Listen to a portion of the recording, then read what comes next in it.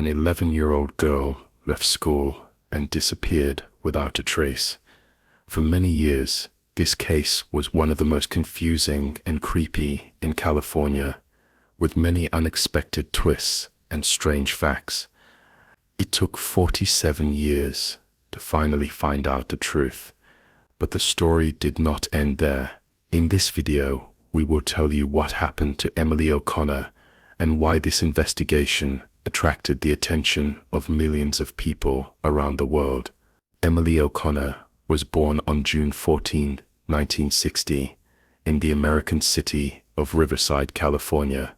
She grew up in a large, close-knit family. Her father was a machinist, and her mother was a seamstress.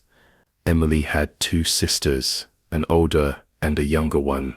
The girl was fond of drawing, played the piano, and loved nature and animals. On warm summer days, she did not miss the opportunity to go to the beach. It was only about 800 meters from her house. The girl was also a Girl Scout and attended summer school. In August 1971, when Emily was 11, she walked there almost every day. She usually rode her bike to school, but on the morning of August 12, her piano teacher, who lived a few houses away from the O'Connors, agreed to give her a ride. After classes ended, at about 12:30, Emily used the school phone to call her mother. She asked to be picked up because she was without her bike that day, but her mother was working from home at the time and did not want to be distracted, so she told her daughter to walk. Even though it was only a little over 2 kilometers from school to home, Emily did not want to walk. After talking with her mother, she even cried, and the school secretary considered giving her a ride home. But he had to go the other way, so he abandoned the idea. Emily left the school, sat near the building for a while, and headed home. Her route should have taken no more than half an hour, but the girl was clearly running late. At first, her mother didn't pay much attention to it. She thought that Emily had met some friends and gone for a walk with them. However, with each passing hour, she began to worry more and more. By 6 in the evening, the mother decided to call all her friends, whose children lived nearby and could have been walking with her daughter, but none of them had seen Emily that day. When her father returned from work, the family decided to go looking. They drove around the entire area, including the route Emily was supposed to take home from school. At that time, the parents assumed that the girl was upset with her mother for refusing to pick her up and deliberately did not go home. But when they still could not find her, and it began to get dark outside, they decided to contact the police. The officers accepted the missing persons report and began searching. Meanwhile, her father and older sister again went combing the neighborhood in 2 cars, and the mother stayed at home, calling dozens of people who could have seen Emily with even the slightest probability. The search continued all night. Police searched streets and parks, used search dogs and helicopters, all to no avail. By morning, the police department had sent more officers to join the search, and local newspapers were already reporting on the large-scale operation related to the disappearance of an 11-year-old girl. At about 10:30 a.m., a cyclist with his friends and his son were riding through a park located 9 kilometers from Emily's house. They went there to observe the local fauna for a botany club. The father and child got off their bikes and headed to the ditches to see frogs, but something different was waiting for them there. Noticing something light in the grass, the man came closer and saw a human body, partially covered with water. In the morning newspaper, he read about the disappearance of a girl who was being searched for by the police all night, so he immediately thought that the body belonged to her. The next minutes, the man and his friends ran out of the park, got into their cars, and rushed to look for the nearest payphone to report their find. On the way, they came across an officer who was just participating in the search for Emily. Having heard their story, the policeman reported it and headed to that place. Investigators immediately realized that the victim was Emily O'Connor.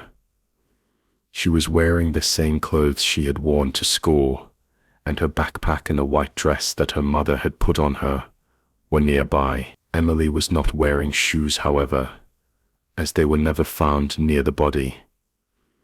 Detectives began examining the crime scene. They found tire tracks on the ground nearby, but there were no other clues. Medical examiners determined that the cause of death was strangulation, and that death occurred between 11 p.m. and 2 a.m. The police knew that Emily had most likely been abducted shortly after leaving school, meaning that the perpetrator had held her somewhere for about 12 hours. The victim had also been subjected to violence, and experts found traces of semen on her body. They sent them to a lab for safekeeping, since DNA analysis had not yet been carried out at that time.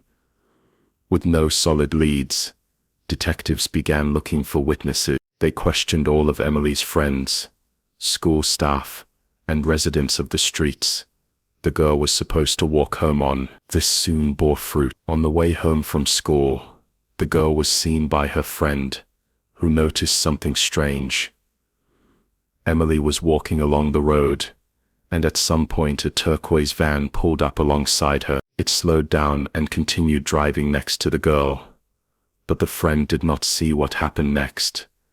Emily and the van disappeared from her field of vision. Almost immediately, the police managed to find two more witnesses. A 19-year-old girl and her mother were driving about 100 meters from the school. At some point, they noticed Emily talking to the driver of a turquoise van that stopped next to her. This was at about 1:15 p.m. The witnesses lived near the O'Connor family and knew them well, so they were surprised that Emily was talking to an adult man on the street, and decided to watch. The passenger door of the van was open, and Emily was standing right in front of it, apparently talking to the driver. At some point, the girl got into the car. Immediately after that, the van drove away, and the witnesses decided not to attach any importance to this.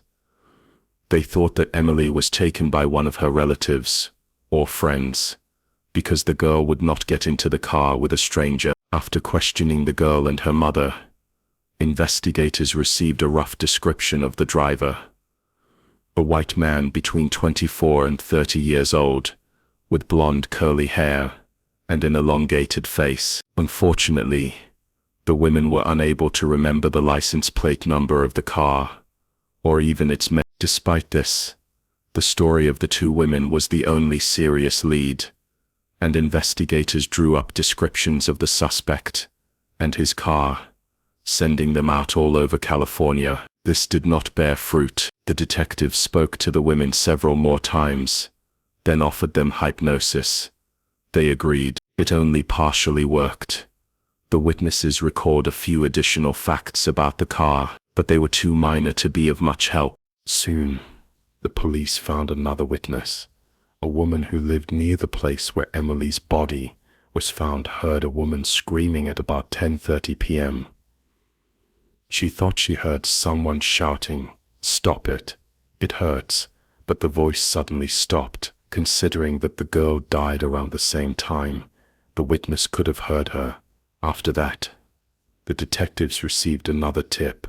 On the morning that Emily's body was found, an artist was painting in the same park. Seeing dozens of police cars, he began to observe what was happening and realized that something serious had happened. At some point, he noticed a strange young man watching the police actions, hiding in the bushes. The man was standing very close, and the artist decided to ask what was going on. He looked extremely worried and said that the police had found the girl's body, but the artist and this man were far enough from the place of discovery to see anything. A logical question arose. How did he know that it was the girl's body that was found? The artist described him as a thin white man, 24 years old, about 180 centimeters tall, with blonde hair and sideburns, a description close to what the witnesses gave about the driver of the van. As a result, investigators concluded that this man was the killer, and that he had decided to watch the police action that morning. However, finding him in a big city was problematic. 2 days later, something unexpected happened. 18-year-old Peter Wilson came to the police and confessed to the murder. The young man lived near the O'Connor family and went to the same class as the victim's older sister, Cindy. The news instantly spread throughout the city, shocking its residents. The police interrogated the guy for 7 hours and searched his parents' house, where he lived. He was formally charged. 3 days later, investigators announced that Peter was cleared of all charges and released. The young man's confession contained too many inaccuracies. The only coincidences were consistent with the information in the newspapers. Otherwise, he gave deliberately false testimony, and it contradicted the real evidence. 2 witnesses who saw Emily next to the driver of the van confidently stated it was not Peter. They knew him personally and would have recognized him immediately. The police decided that the young man was simply trying to attract attention to himself. Perhaps he had mental problems, but he had nothing to do with Emily's murder. After that, the detectives did not have a single serious lead. They continued to search for the van and its driver, combing the entire city. Even Emily's classmates took part in the search. Despite protests, children rode bicycles along the streets, trying to find that very turquoise van. All this brought no result. During the first month of the investigation, the police questioned 75 people, studied every millimeter of her path, from school to home, and appealed to the public. A few weeks later, they decided to publish a rough sketch of the van driver, although they were initially concerned that the man might escape, but this also did not produce any result. 2 months later, the police had a new lead. Another girl had been abused in the same area. An unknown person had dragged her into a van, driven to a deserted place, and then released her. Investigators assumed that this could be Emily's killer, but there were inconsistencies. The attacker drove a white van, and his description did not match the information provided by the witnesses in Emily's case. Soon, detectives detained the suspect. He turned out to be a 32-year-old truck driver, and his guilt was proven. The witnesses said that he did not look at all like the man Emily had spoken to. The police came to the conclusion that this man had nothing to do with her murder. Since then, no significant evidence has appeared in the case, although detectives continued to work on it in the following years. In 2001, 30 years after the murder, police sent semen samples from Emily's body to a lab to extract the killer's DNA profile. They succeeded, but the man was not in the FBI database.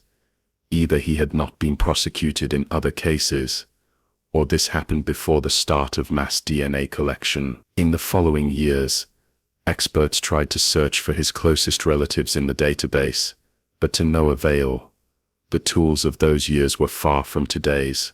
A breakthrough occurred in the mid-2010s, and the police had new opportunities. Investigators in Emily's case did not stand aside, and in 2018, turned to the private laboratory Parabon Nanolabs. Detectives received from them a portrait based on the DNA of Emily's killer. DNA phenotyping technology allows you to reconstruct a person's appearance based on a DNA sample. Experts made 2 portraits, how the criminal could have looked at 20 and at 60 years old. The portrait turned out to be surprisingly close to the accounts of witnesses who saw the suspect 47 years ago. Usually the police release such portraits to the media to attract attention, but investigators in Emily's case did something no one had tried before. On August 12, 2018, exactly 47 years after she disappeared, they published a series of messages on Twitter from the victim's perspective. The series of 68 tweets described her last day, how she was at school, upset with her mother for not picking her up, and walked home. Now, 47 years later, I can talk again, and there is something important. My case has a new lead. A face obtained from the DNA he left behind. This technology did not exist in 1971, but now it can change everything. This approach immediately attracted the attention of a huge number of people. The posts were viewed by more than 7 million people. The police received numerous tips about the possible identity of the criminal, and detectives spent several months checking them. They failed to find a suitable suspect. The investigators did not give up. They contacted Parabon again, this time with a request to try to find the killer's relatives through his DNA. In August 2018, the work began, and it took the experts almost half a year to get the first results. They found the killer's second cousin in private databases. This meant that they were one step away from solving the mystery, studying the family tree, and finding the suspect. Soon, an unexpected discovery awaited them. A sample of the killer's DNA was found in a private database. He voluntarily uploaded it to look for distant relatives. As it turned out later, someone from his family gave him a DNA kit. 45 years later, according to old dates, the police finally had the name of the killer, James Allen Miller. The man was 72 years old and lived in another state. In January 2019, detectives went to him. Before arresting him, they needed to get a fresh DNA sample. A private database is not sufficient in court. On January 29, the police set up surveillance on Miller's house and agreed with the garbage disposal service to hand over everything the suspect threw away. Several items were sent to the lab, but DNA could not be extracted. An opportunity soon presented itself. Miller was sitting in his car in the parking lot and smoking. By throwing the cigarette butt on the asphalt and driving away, he left behind evidence. The police picked it up. Experts extracted DNA, and the results completely matched the profile of Emily's killer. A few days later, a press conference was held. They announced the arrest of the suspect. James Allen Miller was born in Chicago in 1946, and later the family moved to California. His parents often beat and humiliated him, subjected him to violence. From an early age, he behaved aggressively. As a teenager, he committed minor offenses, including home invasions. He dropped out of school, tried to work, but never stayed anywhere for more than a few months. Miller had a rich criminal history. More than 12 arrests for thefts, carjackings, robberies. Almost every time he got off with a minimum sentence, and again took up the odd. At 25, he married for the first time. The couple settled in the suburbs of Los Angeles, half an hour's drive from Riverside, where Emily lived. 2 years after moving, he killed her. At the time, his wife was pregnant, and Miller himself was on probation for less serious crimes in another state. After that, he was arrested several more times by the police for theft and counterfeiting bank checks, and also spent a short time in prison for violating the terms of his probation. He subsequently divorced his first wife.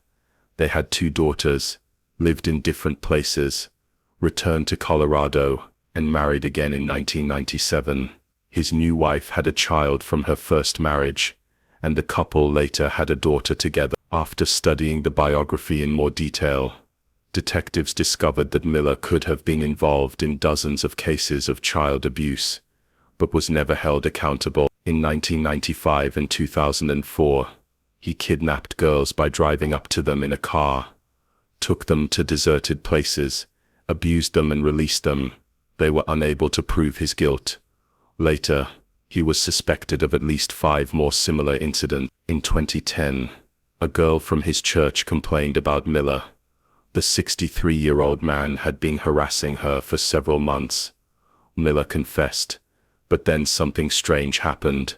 The case was hushed up. The victim dropped the charges, and he was not punished. During interrogations in the Emily case, Miller denied involvement, saying that he had never kidnapped girls in a van. When he was shown a photo of Emily, he said that he had never seen her, adding that she looked like one of his daughters. Realizing that the DNA on the victim's body clearly pointed to him, investigators continued to collect evidence. They wanted to know if he had a turquoise van, but found no direct evidence. However, it turned out that at the time of the murder, he worked in an apartment complex and had access to a service van. During a search of the house, several hard drives with prohibited materials involving minors were found. Similar photos and videos were found on a smartphone. On his computer, Miller studied the histories of criminals caught, thanks to DNA analysis. Apparently, he understood that it was DNA that could link him to the crimes. Another discovery: before being taken to a cell, a tattoo with the name Linda was noticed on his wrist. At first, investigators thought it was a reminder of the victim, but it turned out to be an ominous coincidence. He got the tattoo long before the murder. This was confirmed. The trial was supposed to start in February 2020, but was postponed due to the pandemic. Miller continued to insist on his innocence, but the investigation had no doubt. He was the one who killed Emily O'Connor. The case did not go to trial. In May 2020, James Miller was hospitalized and died 2 days later of lung cancer. He did not know about his disease before his arrest, and when it was discovered, it was too late. Thus, a period was put to the case of half a century ago. Emily's parents died long before the police found the criminal. Her mother blamed herself all her life for refusing to pick up her daughter from school. Cindy's sister thanked the investigators for not giving up and getting to the truth, but regretted that her parents did not live to see this day. Share your opinion on this story in the comments, and don't forget to like this video if you liked it.